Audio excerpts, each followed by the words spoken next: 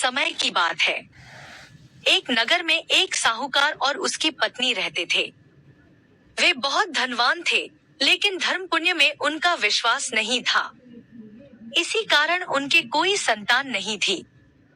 एक दिन साहूकारनी अपनी पड़ोसन के घर गई। उस दिन सकट चौथ थी। पड़ोसन सकट चौथ का व्रत करके भगवान गणेश जी की कथा सुन रही थी। साहूकारनी ने पूछा, आज तुम यह कथा क्यों सुन रही हो? पड़ोसन ने कहा, आज सकट चौथ का व्रत है। इस व्रत को करने से संतान सुख मिलता है और जीवन के कष्ट दूर होते हैं। यह सुनकर साहूकारनी बोली, यदि मेरे भी संतान हो जाए तो मैं पूरे विधि विधान से सकट चौथ का व्रत करूंगी और तिलकुट का भोग लगाऊंगी। भगवान गणेश जी और चौथ माता की कृपा से कुछ समय बाद साहूकारनी गर्भवती हो गई और उसके एक सुंदर पुत्र का जन्म हुआ। समय बीतता गया।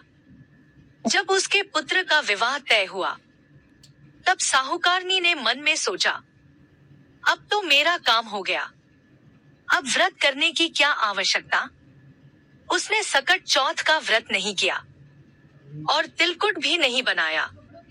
इससे सकट चौथ माता और भगवान गणेश जी उससे अप्रसन्न हो गए और उसके पुत्र को रहस्यमय रूप से पीपल के पेड़ के नीचे बांध दिया गया। घर में हाहाकार मच गया। सब लोग पुत्र को ढूंढते रहे, लेकिन वह कहीं नहीं मिला। जिस लड़की से उसके पुत्र का विवाह होने वाला था, वह अपनी सहेलियों के साथ जंगल में पूजा के लिए गई। वहां पीपल के पेड़ से आवाज आई, ओ मेरी अर्धांगिनी। यह सुनकर लड़की डर गई। घर जाकर उसने अपनी माँ को सब बताया। अगले दिन लड़की की माँ पीपल के पेड़ के पास पहुंची और देखा कि वही साहूकार का पुत्र बंधा हुआ है।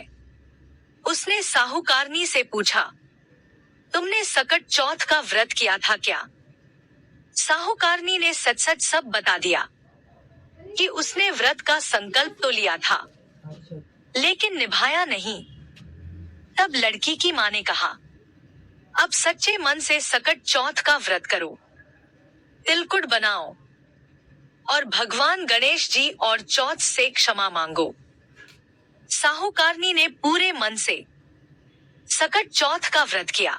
तिल, गुड़ और घी से तिलकुट बनाया और गणेश जी और चौथ माता से प्रार्थना की। भगवान गणेश जी और चौथ माता प्रसन्न हुए और उसके पुत्र को मुक्त कर दिया। इसके बाद पुत्र का विवाह धूमधाम से संपन्न हुआ।